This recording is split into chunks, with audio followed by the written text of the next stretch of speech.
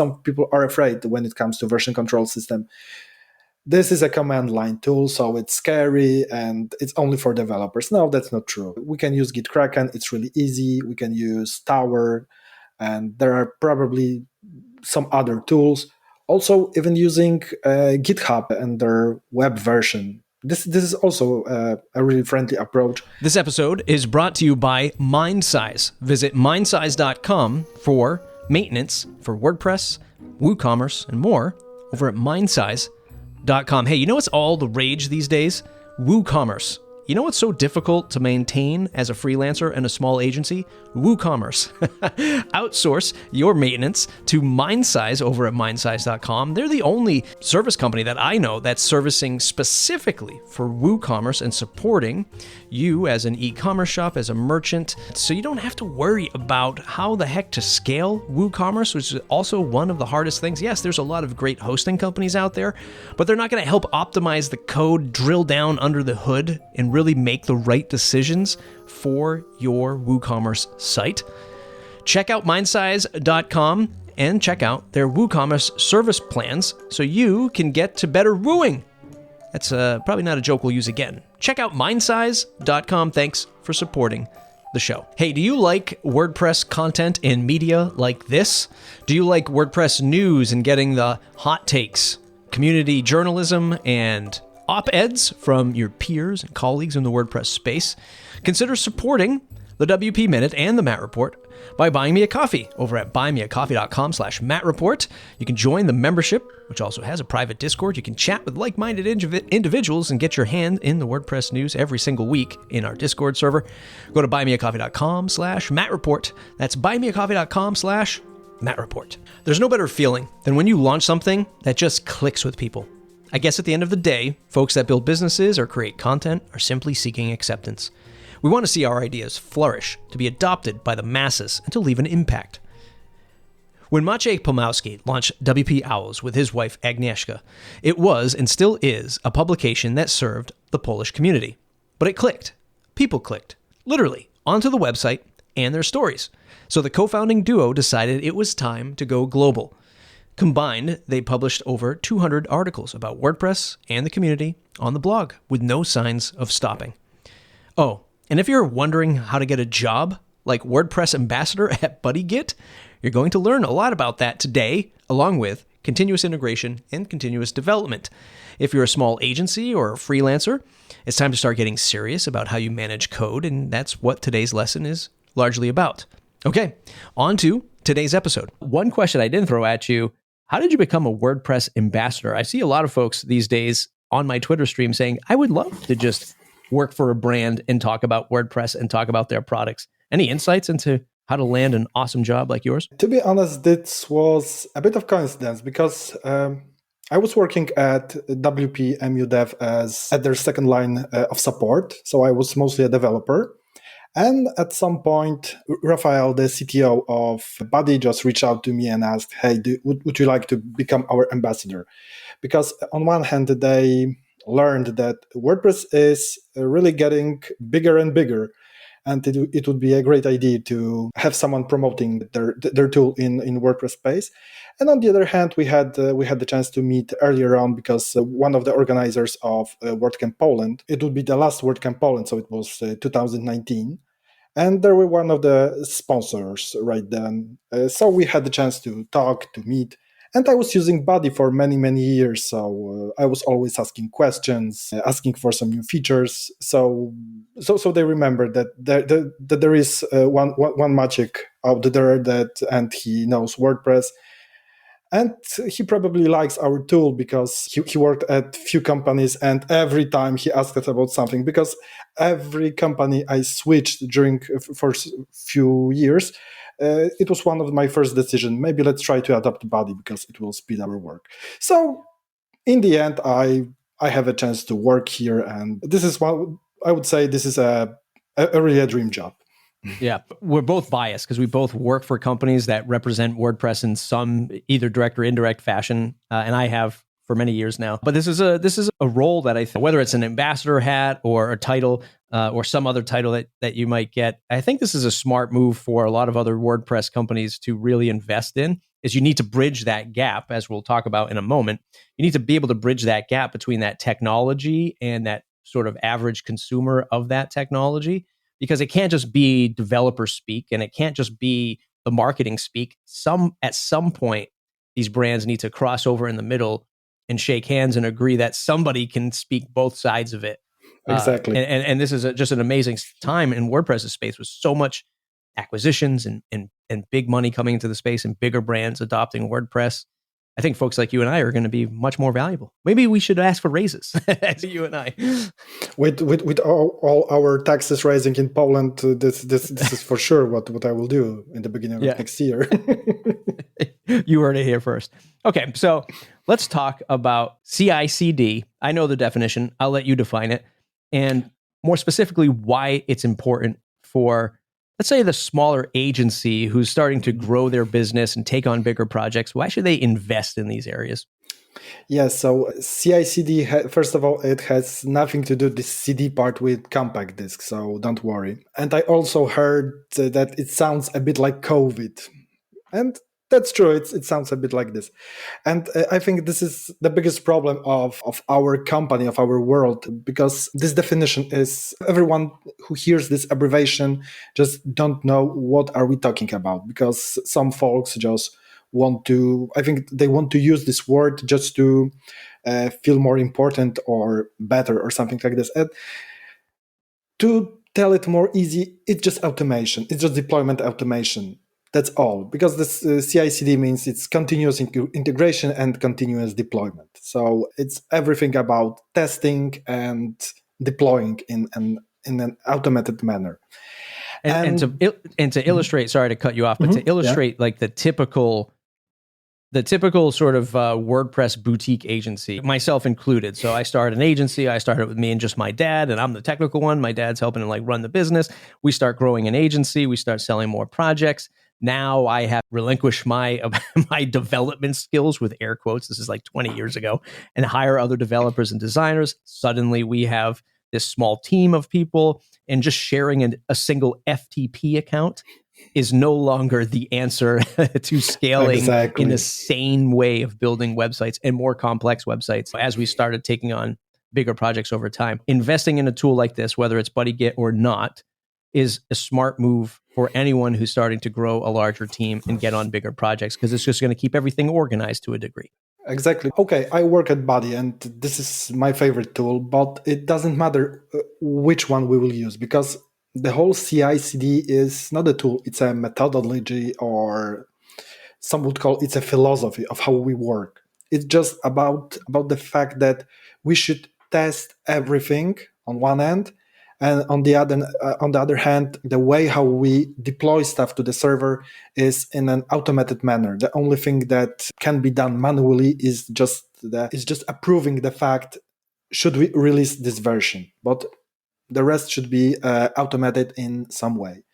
And this is something perfect for also for small agencies, because everyone also thinks that CI/CD is just for those enterprise with like zillions of people and stuff like this. And that's not true. CI/CD will be also perfect for smaller companies, because we don't have to invest, for example, in QA, because we can write some tests, because there are so many methods and so many tools thanks to which we can test either our code, either how our page behaves. We can even some part of accessibility testing, only 30 or 40%, if I remember, but still it's more than a quarter of possibilities, and we can test it everything each time we deploy our code. And this can make not only our product better, it can be cheaper, because we won't waste so much time doing the boring stuff. Because let's be honest, testing, at least for me, it's for everybody. Don't worry, you're not alone. Yeah, probably so. It's one of the most horrible things I could do. It's boring. It's repetitive. I just hate it. And every time I can create a short script that can do something for me, I'm trying to do this. And this is exactly the same what most big open source projects do. Because could you imagine developing WordPress without having any tests and believing that moving something in one then of WordPress won't break something in the other one? So especially that, yeah. Let me put my business hat back on, my agency hat back on. And I remember back in the day when my developers would bring this to me and they'd say, hey, we have to implement, of course, CI/CD, this methodology. We have to do testing. We have to do all of this stuff. And the only thing that ran through my head was, oh my God, how much time and money is this going to cost me? And how much is this going to slow down the timeline to launch a project or get this iteration out to the customer who only has a certain condensed budget? Is this of the mindset of, look, it's going to be a little painful now, but in the future, it'll be much easier? Exactly. That's how I've digested it over the years. Yes, a lot of pain now, but a lot less stress in the future. Can you speak towards that? Yes, that's it, because this was a problem I also had at one company I worked at, that every time with other developers, we try to, hey, maybe let's try and add some tests. We will benefit from it in the future, because right now probably it will take us some time. But there are also like few methods of writing tests, because we can either try to have like 100% coverage, which I think doesn't have sense in any situation, or we just could try to focus on those critical parts of our website, of our application. So if we know that some part of our website is critical, let's say we know that our contact form is like the most important thing on our site, we should just write a small test using, for example, Cypress, testing if everything is working after each deployment. We don't have to cover everything. This is the only critical part we will need. Of course, the more tests, the better. And as you said, this is the problem that some agency owners or business department have, that this is one more thing that the developers have to create, so it will take much more time. And that is true. That's really true, because this will take some extra time. But on the other hand, yeah. Sorry, go ahead. I just want to ask to interject in this one question, because I'm actually just really curious of it as I hear you talk about it and framed in a different way than I've heard over years. But business owner again says, "Hey, that sales lead form, very important to our business. That's where all of our sales contacts come in, or our checkout page, very important." Business owner puts his hat on and says, "Hey, isn't this why we're here in WordPress? We have Gravity Forms. We have WooCommerce. Aren't these well-developed plugins? Isn't this code tested before it's shipped? How does something like this solve against that, when we might be saying, boy, we just paid $200 for a Gravity Forms license. What do we need to test this for?" Because there are a few reasons. First of all, Gravity Forms developers are humans, and they also sometimes make mistakes. Everyone makes mistakes. This developer, that's my middle name. Yeah, this guy at GitLab once just like destroyed their whole database, and then they learned that they don't have backups. So yes, everyone makes Facebook mistakes. was down for 6 hours the other day. Yeah, and to be honest, after like removing the whole database, being down only for 6 hours, great, really, they did a tremendous job with restoring everything and stuff. But yes, they are humans.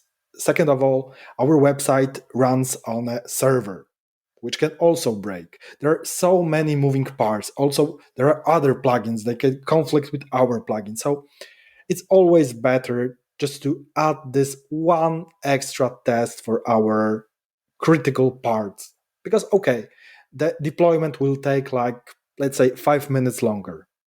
But I think it's much better rather than losing like $200, just like that, before releasing the hotfix. So yeah, this is something that, okay, it will take some time, but in the end, especially when we plan to have a longer collaboration with this client, this will be something that all those tests will really help us in many things. For example, if at some point we will want to like refactor some parts of the code, then refactoring without having tests is maybe not impossible, but this is a very dangerous task, because then we won't know anything about those loose ends. And so, yeah, these are the situations when tests are something really, really. Before we get to talking about you co-founding WP Owls, a couple other questions here on the CI/CD stuff. Is there a particular, so in podcasting, right? So I help people at my day job at Castos.com, getting them set up with podcasting. And it's not just, hey, here's how you use Castos. They come to me and they say, oh my God, how do I get a podcast off the ground? How do I create content? How do I interview people? There's all of these other questions that come into creating an account at Castos that we have to support. Things like testing and training and education and stuff like that. How do you all solve that at your day job? How do you help people sort of on board to this new methodology, if it's new to them, and make them successful so that they're not missing the things that really make it a valuable solution? There are a few things that we can do. First of all, foundation of using CI/CD is using any version control system. So this is the first thing we have to educate people on, is using Git. Just like this. If someone isn't using any version control system, then this is something that this person has to learn. That's why we, for example, had this webinar together with GitKraken, because they have a really great tool for Git. And because this is also a thing that some people are afraid when it comes to version control system. This is a command line tool, so it's scary and it's only for developers. No, that's not true. We can use GitKraken. It's really easy. We can use Tower, and there are probably some other tools. Also, even using GitHub and their web version. This is also a really friendly approach.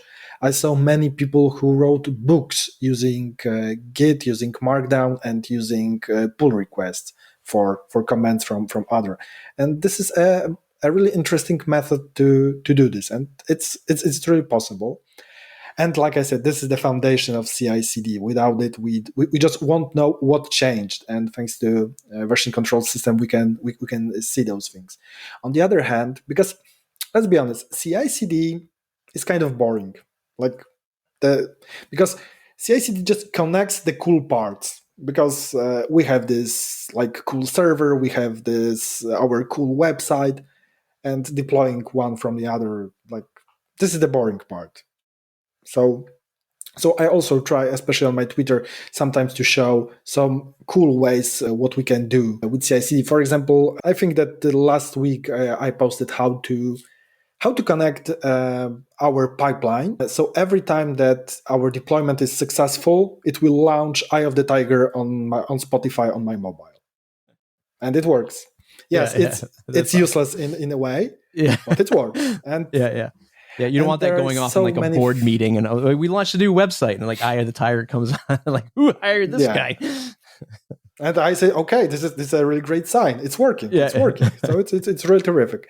And I also discussed with one of our writers at Buddy. He created an action to start a game server. I just don't remember in which game. Just by in a press of a button, and just like that, it just automated everything, created some bot that launched everything on Amazon, and it was working.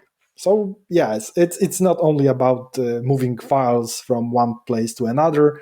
We can just do so many interesting things. It's just up to us, and because there are so many tools that have now some open APIs, CLIs, or anything. So it's so easy to connect everything with everything. So it's really great. I could even, like I said, now I have this Eye of the Tiger, but I could, for example, using IFTT, connect our pipeline with changing color of lights at my house, because why not? Again, useless, but I can.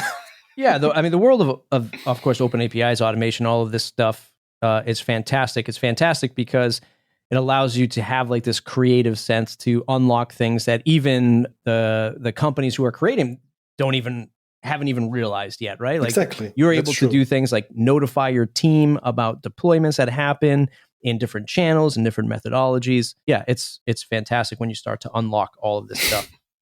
that creative mindset that you have, that interest to explore and to develop and investigate, I'm sure is what led you to releasing WP Owls, right? Like, you loved WordPress.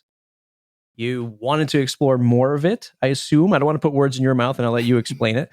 But, here you are, I think 50, at least at the time of this recording, 55 issues published on wpowls.co. Walk me down that path. When did this start, and who did you start it with, and why are you still doing it?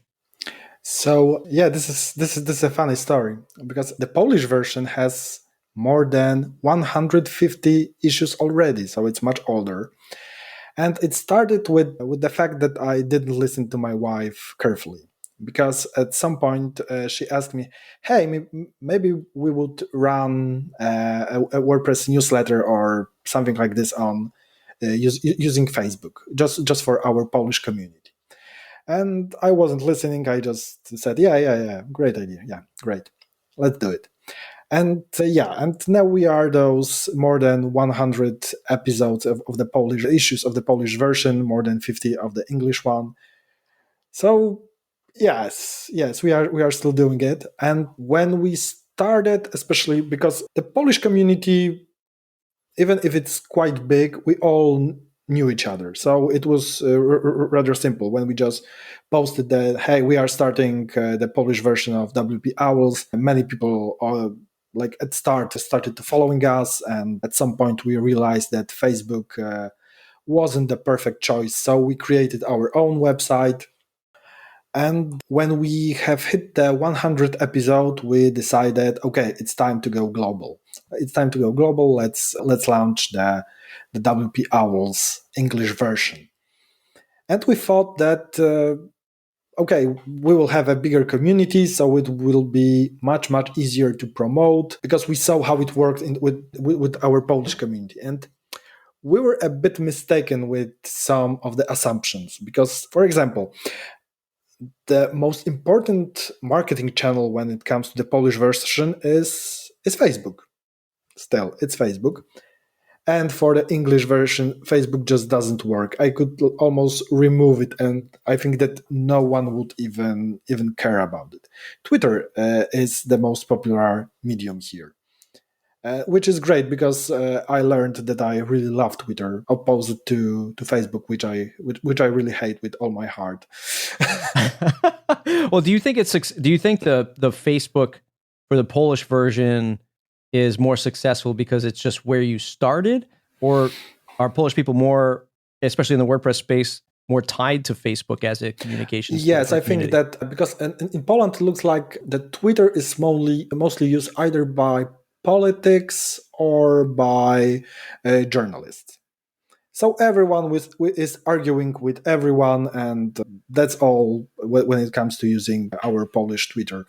So yes, I really fully understand why people don't want to use it, and they like especially Facebook groups, because those are closed communities. But when it comes to the English version, the whole WordPress Twitter community is very open. It's really great, and I really love it. I really like hanging out there. So just like this, and I think that I'm not sure when it will be published, but tomorrow, so it will be 19th. It will be the first whole year of WP Owls. We will be celebrating our first birthday, and I must say that going global was a great decision. It was a great decision. Okay, it needs some extra work, because every time we have to translate everything to English, because still thinking in our native language is much easier. But like I said, it was worth it. We could launch our guest editors, let's call it program, and this is really the part of which I am so proud. This is working so great, and yeah, we are hoping that it will only get better. Oh, congratulations on a year. I just celebrated 9 years a couple days ago for this particular show. Once you pass a year, there's no turning back, they say. You cannot stop at this point. Yeah, that's true. That's true because we already see how much work we have put into something, and it would be a shame just to stop at that point. How did the goals change at all? Like, what was the original goal for the Polish? Was it for you to just maybe get exposure to lead into maybe hiring you or something like that? And how did the goals change, if at all, shifting to a global presence? We have only one goal, and it was more of a contribution towards WordPress. That's all. We thought for a short while about monetizing it, but we decided that we don't want it. We don't want it. We want WP Owls and the Polish version to be our hobby rather than our jobby, how it's nicely called. And this was the only thing that we want to achieve. We wanted to give back something from us, and we know how many things are happening in the WordPress space. So putting everything in one place, I think it's a nice contribution that we are doing. With the English version, the only thing that we wanted is just to continue doing this contribution, but in the larger scale. And even if we did not thought, and we don't want to monetize it, I would lie if I would said that it didn't help me with my job, because it's so much easier to connect with people. Because if I would be just Maciej Palmowski from Body, less people would know me. And when I'm contacting them, like, hi, I'm Maciej Palmowski, I work at Body, but you also may know me from WP Owls, and many people already know me, so it's so easier to connect with. If you saw our guest editors list, like, there are I would call them WordPress rock stars. We had Joost, we had Maciej, we had so many interesting people from the WordPress world. And without WP Owls, I don't think I would even had the courage to talk with some of them. Because why? Because I'm just, I would be just a WordPress ambassador, and this makes it a bit easier. But I still remember the moment Sure. when I wrote an email asking Maciej from Yoast to be our guest editor. For sure, I had a small sleep deprivation, because I would never do it, being like, because this is Maciej from Yoast. This is, yes, and I am here, and she's right. So the interesting thing, and surprised in the morning. Yeah, the interesting thing, and I was sort of alluding to this earlier about how this is an interesting time for like content creators, especially in the WordPress space, in any space, in every space, I should say. It's just very apparent in WordPress, because content creators can get jobs for brands to, again, bridge those gaps between marketing and product, or especially marketing and technical. The other interesting thing, I think, which is going to carry through forever at this point, I think, is folks like you and I, and some folks listening who are content creators, who have a body of work that is valuable, but more importantly, an employee, somebody who hires you to work for them, sees that as valuable and allows you to continue to do it. Let me frame this from some experiences that I had. When I got out of the day job of running my agency and looked for a full-time job back when I was having kids, five or so years ago at this point, that body of work, like you were saying, allowed me to talk to other companies to get jobs. And I'd say 80% of them back then were like, yeah, this is awesome. Like, continue to do the Matt report. You can work for us and keep doing it, because it's a benefit to us, really, at the end of the day. And I get to retain that ownership. And it's not looked at like, oh, you're doing like a side hustle while you're working for us. Like, no, that's not going to fly. And I did have some of those conversations with very notable WordPress companies, I should say, which I won't say on air. But a few of them were like, no, if you work for us, you'd have to stop doing the Matt report. And I was like, oh, okay, this conversation's done pretty quick, because that's just not going to happen. But what I'm getting at is, I think content creators have this advantage from here on out. Like, you can continue to create content, have it as a valuable asset to yourself, to the company you're working for. And if both parties can agree that this is an okay relationship, I think the future is pretty bright for content creators to continue to do this hobby thing, like as you put it, and work for a company, but find mutual benefit. That was a long way of getting to that. It's no real question, but do you have any thoughts around the future of like content creators and how you can leverage that at a day job? Yeah, I think that you're absolutely right with this, because I think that because when I started my job with WordPress, I remember that every time when we were creating sites, there were like three types of let's call it workers. We had graphic designers, we had developers, and we had the marketing team. And there were so many gaps between all of those teams. And now when I look at some work titles of different people, I see that there are more and more jobs that are connecting those gaps. We have all those developer relations jobs, all those ambassadors, advocates, and so on. I would still like to be called, I don't know, a WordPress unicorn or something. Because why not? Our pay rate keeps going up. Every time, the longer this conversation goes on, you and I are going to be getting paid a lot more money. Yeah, so, but this is something like this, that I think that many companies started to realize that it's not so easy, that the job we are doing became more and more complicated on so many levels. Not only when it comes to the technical stuff, but here also we have all those headless, non-headless, so many approaches of doing our WordPresses, right? But on the other hand, there are so many approaches when it comes to communication, to writing content.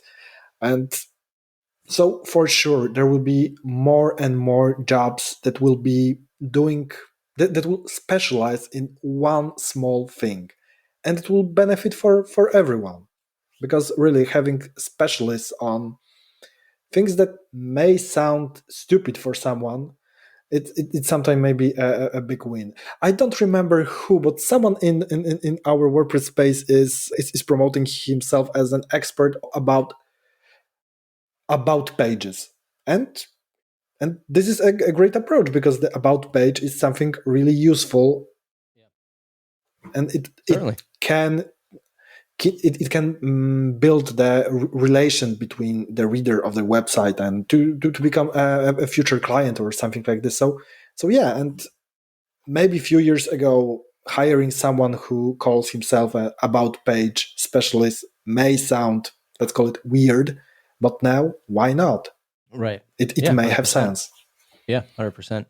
I want to turn our sights on talking about creating content in the WordPress space, maybe WordPress journalism, news, podcasting, and all of this fun stuff. You say that you want to keep it as a hobby. You don't want to turn it into a jobby, which I'd imagine as soon as you take your first payment, and let's say an advertiser, suddenly now you're sort of thrust into this area of like, okay, now I have to turn this into a business. I know this really well because I take sponsorship money. There is a need, I think. And again, there's not going to be a direct question here. I'm just going to frame it and then happy to get your thoughts. I think there is a need for great WordPress content, not just tutorials, not just interviews, but content led with opinion, journalism, research, et cetera, put out there into the world, because there are sponsors out there. There are businesses out there that would like to support it. There's also businesses and brands out there that want to get their product or service out in front of other readers, listeners, viewers. If you're doing stuff on YouTube, there's plenty of market share out there. But I don't think our particular space has matured enough yet. And I mean that for both parties. Mm-hmm. On one hand, I think the product owners that are out there are simply just looking for numbers, right? They want clicks, they want page views, they want downloads, they want views, they want all of this stuff, rightfully so. And there's less concern of great quality content. And then there's the other side of the product owner who's like, hey, I got this great product. How do I get it out there? I want the world to know about it, but the tavern's not talking about it. Well, I guess my work here is done. Like they just give up, right? And there's no formal outreach. There's no real true effort to reach out to folks like you and I to really do that. And if it is, it's just like this, please talk about my product so you can promote me thing, which also sucks, right? And then we flip that sphere around to the content creators like you and I, where, some of us, we get burned out from doing these projects. Whatever, it's just not enough people paying attention to it. There's not enough money in it. The WordPress world is largely out of our control to a degree. So there's things moving that we just can't control. Can't use the word WordPress or Woo in any of our commercial endeavors. There's stuff like that. Fairly chaotic world. How do you see bridging the gap between product companies that want to support great and unique content, that want to get their product out there, and the content creators like you and I and others that are listening to this to like keep things going and get valued at a particular level that they should be valued at? Big, huge topic I just threw at you, but your thoughts on any of that stuff? Yeah, that's right. It's huge. Maybe I will start with a little background, because for a few years I had the chance to work at one of the biggest Polish technical portals, and there were a lot of advertisement there, and I had the chance to contact with so many media agencies, advisors, and so on. And this was the point when I realized I really hate advertisement in like any way. And when I'm still thinking, when it comes to WP Owls, how to get some money, but not for me, because I'm earning enough at my day job, but to get some money just that I can found something else. For example, I could pay money for writers, and I'm still trying to find the way how to make an advertisement that won't look like it's an ad. It's something really difficult. It's something really difficult because, like I said, I hate banners. I hate sponsored text, because in many cases you can feel that someone paid for it, and it's not real. It's not real. It's just fake. So yes, but don't you think in the WordPress world, don't you think specifically in the WordPress world, we have an advantage as creators to either write or say ads that we really care about? Like if you're using your particular BuddyGit software, or if, let's say, Gravity Forms sponsor the show, like I could really talk well about Gravity Forms because I know them. Don't you think we're in a particular advantage to make advertising better? Yes, that is true. That there are many products that I could advertise with like clean heart or anything. I won't have to worry about that I am, let's say, lying to the people, because yes, I could say those words. But this is one problem about me, because I always were a minimalist developer. I used as few plugins as possible, so I could say great words about advanced custom fields. I could say great words about body, about Timber, but it's an open source project that wouldn't advertise in any way.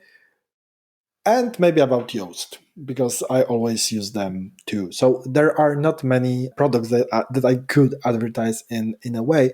And on the other hand, I know that there are so many services that are probably great, that are really fair towards the users. And if I could find a way to figure out how to create those advertisements in a way that will look more real, more fair to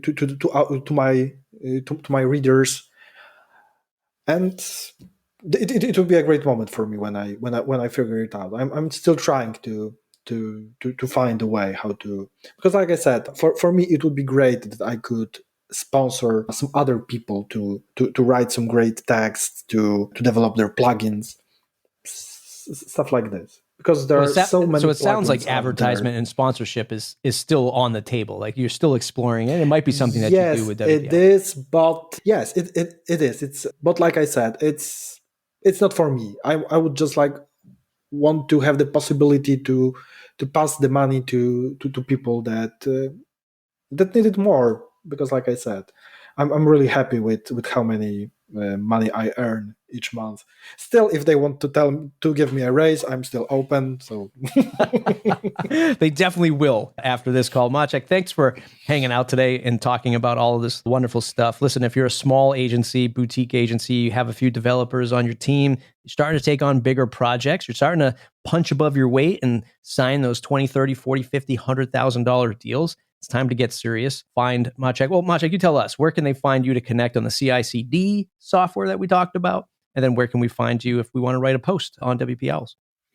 I think still the best way would be to connect with me through Twitter. You can find me. My nickname is Palmiak-FP. I hope that maybe you will provide this link to my Twitter account in a written way, and I think this is the best way to connect with me, because it's universal for all my worlds. Fantastic stuff. Everyone else listening to this, mattreport.com, mattreport.com/subscribe. If you want your weekly news delivered to you in 5 minutes or less, the WPminute.com sponsor us over there at buymeacoffee.com/mattreport. Join our private Discord.